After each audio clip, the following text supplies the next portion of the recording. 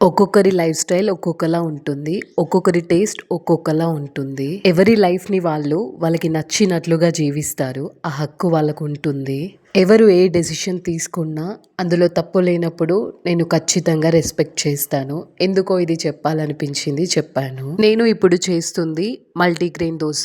కొంతమంది అడిగారు నన్ను, ఇన్ని పప్పులు యాడ్ చేసి చేస్తే దోస బాగా వస్తుందా అని. పర్ఫెక్ట్‌గా వస్తుంది. ఒక్క మార్నింగ్‌లోనే మనకి కావాల్సిన పోషకాలన్నీ అందుతాయి. నేను గ్యారంటీ. మేము 3 ఇయర్స్ నుండి మల్టీగ్రెయిన్ దోస తింటున్నాం. నాకు తెలీదా? ఖచ్చితంగా వస్తుంది. పర్ఫెక్ట్ కొలతలతో తీసుకుంటే మల్టీగ్రెయిన్ దోస చాలా బాగా వస్తుంది. ఈ మధ్య చాలా వరకు షుగర్ పేషెంట్స్ ఎక్కువయ్యారు.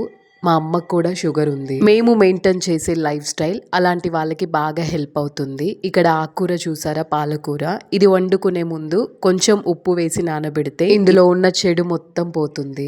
నేను ఏ పనైనా చేస్తాను కానీ ఈ మిక్సీ పట్టడం ఒక్కటి నచ్చదు నాకు. ఆ సౌండ్ తో అక్కడే కూర్చోవడం అస్సలు నచ్చదు. ఎప్పుడు ఈ విషయంలో మా ఆయనే హెల్ప్ చేస్తాడు. ఇది దోస పిండి ఒక 2 రోజులకి సరిపడా ఒక్క రోజు పడతాం. అంతకంటే ఎక్కువ పట్టుకున్నా అంత హెల్త్ కి మంచిది కాదు ఫ్రిడ్జ్ లో పెట్టుకుంటే. ఇప్పుడు నేను క్లీన్ చేస్తుంది లక్కీ బ్యాంబూ ట్రీ. ఒక 3 డేస్ కి ఒకసారైనా వాటర్ చేంజ్ చేయాలి. మనం ఏ వాటర్ అయితే తాగుతామో అవే పోయాలి. ఇది నేను కిచెన్ లోనే పెడతాను. హాల్లో కూర్చుంటే కిచెన్ విండో క్లియర్ గా కనిపిస్తుంది. కిచెన్ విండో దగ్గర పెడతా. అందుకే ఇది ఇంట్లో ఉన్న చెడు బ్యాక్టీరియాని మొత్తం తీసుకుంటుందంట. అందుకే తీసుకున్నా. వేర్లు ఎంత వరకు ఉన్నాయో అంతవరకే వాటర్ పోయాలి. మనం ఏదైతే వాటర్ తాగుతామో అదే వేయాలి. ఇవేం డెకరేషన్ కోసం కాదు. ఇంట్లో పాజిటివ్ ఎనర్జీ ఉండాలి, పీస్ఫుల్ గా ఉండాలని పెట్టుకున్నా నేను. కొంతమంది నన్ను అడిగారు ఎన్ని పప్పులు యాడ్ చేస్తే దోస పర్ఫెక్ట్ గా వస్తుందని.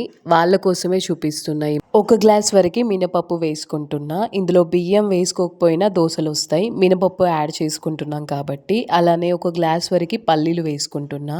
ఒక గ్లాస్ కందిపప్పు, ఇంకా ఒక గ్లాస్ పెసర్లు వేసుకుంటున్నా. రోజు దోసే కాదు, చేంజెస్ చేసుకుంటూ ఉంటాను నేను బ్రేక్ఫాస్ట్, పిల్లలకి బోర్ కొట్టకుండా.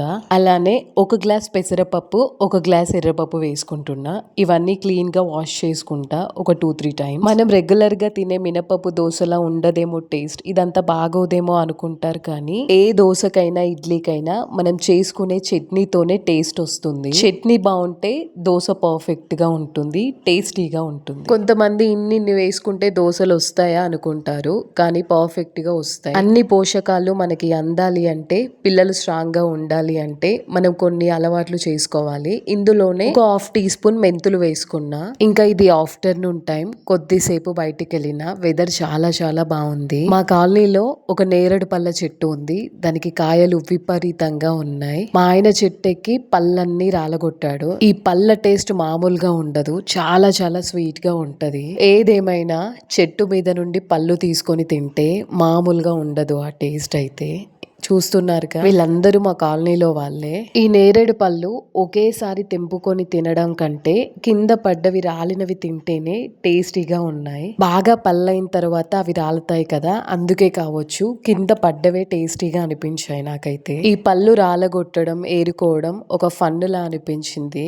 ఇంకా వీడియో తీసుకుంటూ ఉంటే పళ్ళన్నీ అయిపోతాయని నేను కూడా ఫోన్ పక్కన పెట్టి ఏరడం మొదలు పెట్టాను. ఒక్కొక్క సీజన్ లో ఒక్కొక్క పళ్ళు వస్తాయి. ఏ సీజన్ లో ఉండే పళ్ళు ఆ సీజన్ లో స్పెషల్ గా ఉంటాయి. ఇలా న్యాచురల్ గా దొరికే పళ్ళు అంటే జనాలు జనరల్ గా చాలా ఇష్టపడతారు. అవి టేస్టీగా ఉంటాయి కూడా. ఇంకా ఓ 2 అవర్స్ వరకు బయట కాలనీ వాళ్ళతోనే స్పెండ్ చేసిన తర్వాత కొంతమంది ఇంకొన్ని డౌట్స్ కూడా రేస్ చేశారు. అదేంటంటే ఇన్ని ధాన్యాలు కలుపుకుంటే రొట్టె బాగా కుదురుతుందా అని. వాళ్ళ కోసమే ఈ వీడియో చూపిస్తున్నా. మన పెద్దవాళ్ళు ఏదైతే ట్రై చేస్తూ వచ్చారో మనం కూడా దాన్నే ఫాలో చేస్తే కొత్తవి ఎలా తెలుస్తాయి. ఇది నా ఫీలింగ్ మాత్రమే.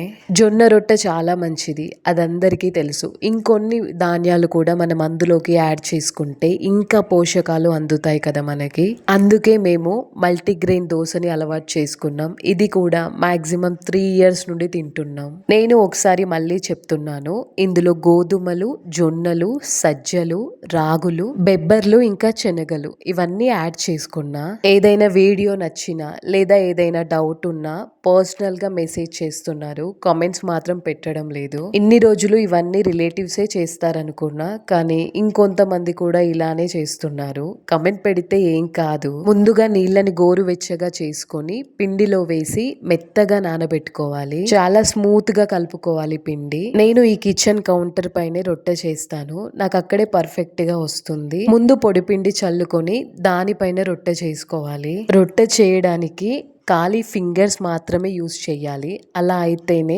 పర్ఫెక్ట్ గా వస్తుంది, రౌండ్ గా వస్తుంది. ఒకప్పుడు నేను రొట్టె చేయడం చాలా పెద్ద పని, అసలు మనకు వస్తుందా అనుకునేదాన్ని. కానీ మనం ట్రై చేస్తే ఏదైనా రానిది ఉండదు. నా ప్రెగ్నెన్సీలో బాగా తినాలనిపించేది. అప్పుడు వేరే ఆప్షన్ ఉండదు కదా, అప్పుడే నేర్చుకున్నా నేను. ఇప్పుడు ఎంత పెద్దగా అయినా చేయగలుగుతున్నా, అంత పర్ఫెక్ట్ గా వస్తుంది, సన్నగా కూడా. మా ఆయన నేను చేసిన రొట్టెకి మాత్రం చాలా కాంప్లిమెంట్స్ ఇస్తాడు. రొట్టెకే కాదు, కుకింగ్ కి కూడా చాలా కాంప్లిమెంట్స్ ఇస్తాడు. కాంప్లిమెంట్స్ ఇస్తే ఎంకరేజింగ్ గా ఉంటుంది, ఇంకొంచెం బెటర్ గా చెయ్యాలనిపిస్తుంది. చూసారు కదా ఎంత పెద్దగా వచ్చిందో. విరిగిపోతుంది అన్న డౌట్ అవసరం లేదు, చాలా పర్ఫెక్ట్ గా వస్తుంది.